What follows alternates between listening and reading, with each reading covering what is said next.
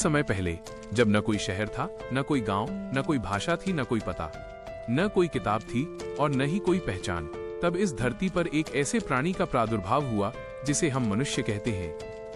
लगभग 20-25 लाख वर्ष पहले अफ्रीका की धरती पर आदिम मानव ने जन्म लिया। उस समय उसके पास न वस्त्र थे, न घर और न ही भोजन का कोई निश्चित साधन। वो जंगलों में जैसे तैसे रहता था, जंगली जानवरों का कच्चा मांस खाता था और खुद से बड़े जानवरों से डरता भी था। उस दौर में प्रकृति ही उनकी सबसे बड़ी गुरु थी। उन्हें हर पल भूख से लड़ना पड़ता था, जानवरों के हमलों से बचना पड़ता था और सर्दी, गर्मी व बरसात की मार सहनी पड़ती थी। उसके हाथ कांपते थे, आंखों में डर था और पेट में हमेशा भूख। वो अकेला नहीं था, फिर भी असहाय था। भूख उसे चलना सिखाती थी, डर उसे सोचने पर मजबूर करता था और दर्द उसे याद दिलाता था कि वो जिंदा है। जब कोई साथी मारा जाता तो पहली बार उसकी आंखों से आंसू गिरे। वहीं से जन्म हुआ भावना का। विज्ञान की पहली सीढ़ी, अग्नि। एक दिन आकाश से बिजली गिरी और पेड़ जलने लगा। पहले तो डर लगा, लेकिन उस डर में आग की गर्मी थी। मानव उस आग को देखकर भागा नहीं, बल्कि उसे समझने की कोशिश की। आग ने अंधेरे को उजाले में बदला, जंगली जानवरों को दूर भगाया और ठंड से राहत दी। उस दिन मानव ने सीखा कि यदि डर को समझ लिया जाए तो वही डर शक्ति बन जाता है। यहीं से मानव ने विज्ञान की पहली सीढ़ी चढ़ी, सभ्यता और जिज्ञासा। धीरे धीरे समय बीतता गया। हाथों ने औजार पकड़ना सीखा, मुंह ने शब्दों को जन्म दिया और बोलना सीखा। फिर दिमाग ने सवाल पूछना शुरू किया, मैं कौन हूं? मैं कहां हूं? मैं क्यों हूं? मरने के बाद क्या? हर सवाल के साथ मानव थोड़ा और इंसान बनता गया। लेकिन इस विकास की कीमत भी थी। माँ अपने बच्चे को खो देती थी, भूख से शरीर टूटते थे और प्रकृति हर गलती की सजा देती थी। फिर भी मानव ने हार नहीं मानी, क्योंकि अब वो सिर्फ एक जीव नहीं था, वो सपने देखने लगा था। समाज, संघर्ष और अहंकार। समय बदला, फसलें आईं, खेती शुरू हुई, झोपड़ियां बनी और समाज बना। लेकिन इसके साथ ही जन्म लिया लालच और अहंकार ने। युद्ध होने लगे। इंसान ने पत्थर से हथियार बनाना तो सीख लिया, लेकिन धीरे धीरे उसका दिल भी पत्थर की तरह कठोर होने लगा। हर युद्ध के बाद कोई माँ रोती थी और कोई बच्चा सवाल करता था, हम क्यों लड़ते हैं? यही मानव विज्ञान हमें सिखाता है कि विकास सिर्फ शरीर का नहीं, मन का भी होना चाहिए। आज का दौर और भविष्य। आज इंसान चांद तक पहुंच गया है, तकनीक बढ़ी है, पर संवेदना घट गई है। हम तेज हैं, पर बेचैन हैं। हम सब कुछ जानते हैं, पर खुद को नहीं। लाखों साल की यात्रा के बाद आज भी इंसान एक ही सवाल से जूझ रहा है, मैं बेहतर कैसे बनूं? मानव विज्ञान कहता है कि हमारा विकास अभी पूरा नहीं हुआ है। हमें अगला कदम उठाना है, नई मशीन के लिए नहीं, बल्कि नई सोच के लिए। निष्कर्ष, अगर हमने दया को विज्ञान से और ज्ञान को करुणा से जोड़ लिया, तो आने वाली पीढ़ियां कहेंगी, हाँ, उन्होंने सिर्फ दुनिया नहीं बदली, उन्होंने इंसान होना सीखा। आपकी ये सोच? इंसान ने पहिया बनाया, फिर इंजन और फिर इंटरनेट। अब उसके पास पूरी दुनिया की जानकारी उसकी मुट्ठी में थी। लेकिन एक अजीब विरोधाभास पैदा हुआ। हम जुड़े तो सबसे थे, लेकिन जुड़ाव किसी से नहीं था। हजारों मील दूर बैठे व्यक्ति से हम बात कर सकते थे, पर बगल के कमरे में बैठे पिता की उदासी हमें नहीं दिखती थी। हमने ऊंची इमारतें खड़ी की ताकि हम बादलों को छू सकें, लेकिन इस प्रक्रिया में हमने जमीन की मिट्टी की खुशबू खो दी। हमने अंतरिक्ष जीत लिया, पर अपना आंतरिक मन हार गए। आर्टिफिशियल इंटेलिजेंस और आत्मा का संकट। फिर एक ऐसा समय आया जिसे हम मशीनी युग कहते हैं। इंसान ने अपनी बुद्धि से एक ऐसी बुद्धि बनाई जो उससे भी तेज थी। मशीनें बोलने लगी, चित्र बनाने लगी और कविताएं लिखने लगी। एक दिन इंसान ने अपनी बनाई मशीन से पूछा, क्या तुम वो महसूस कर सकती हो जो मैं करता हूँ? मशीन ने जवाब दिया, तारांकन, मैं डेटा समझ सकती हूँ, दर्द नहीं। मैं रोशनी माप सकती हूँ, लेकिन सुबह का सुकून नहीं। तब इंसान को समझ आया कि लाखों साल पहले जो आंसू उसकी आंखों से गिरे थे, वही उसकी सबसे बड़ी ताकत थे। रोना, हंसना, डरना और प्रेम करना, यही वो चीजें थीं जो उसे मशीनों से अलग और श्रेष्ठ बनाती थीं। चेतना का उदय, द अवेकनिंग। विकास की अंधी दौड़ में थककर इंसान एक दिन फिर रुका।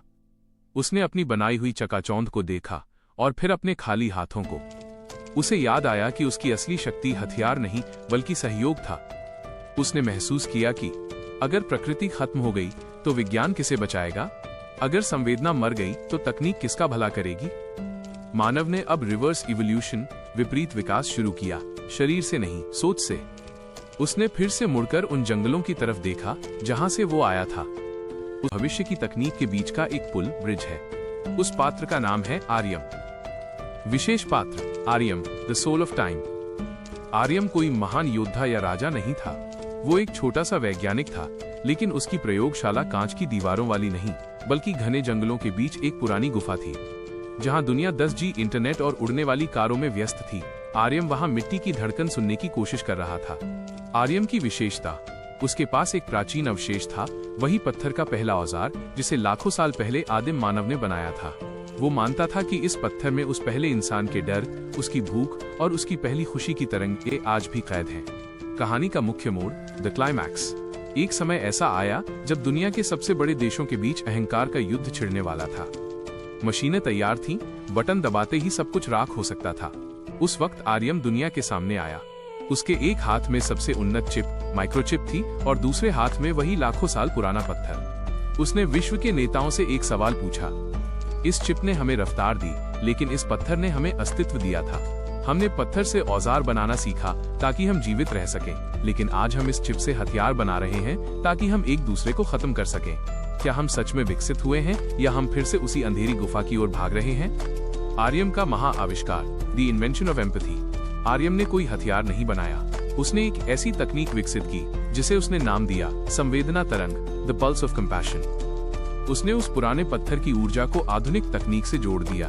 जब उसने इसे सक्रिय किया तो दुनिया के हर इंसान को एक पल के लिए वही महसूस हुआ जो लाखों साल पहले उस पहले मानव ने महसूस किया था, एक दूसरे की जरूरत और अकेलेपन का डर। सैनिकों को अपनी बंदूकों में लोहे की जगह उस माँ का दुख दिखने लगा जो युद्ध में अपना बच्चा खोती है।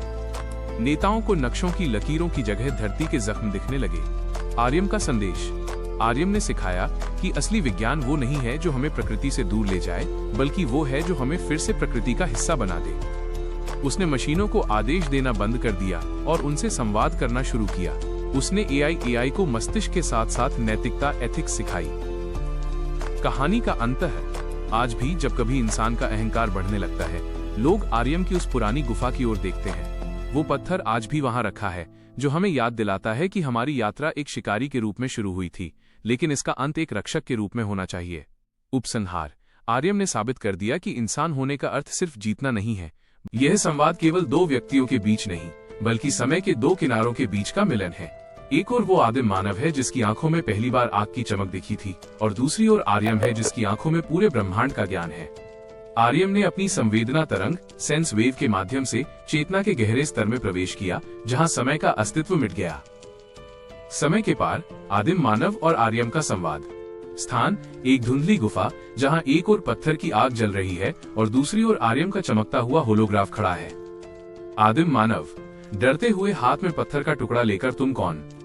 क्या तुम आकाश से गिरी बिजली के देवता हो या कोई नया जानवर?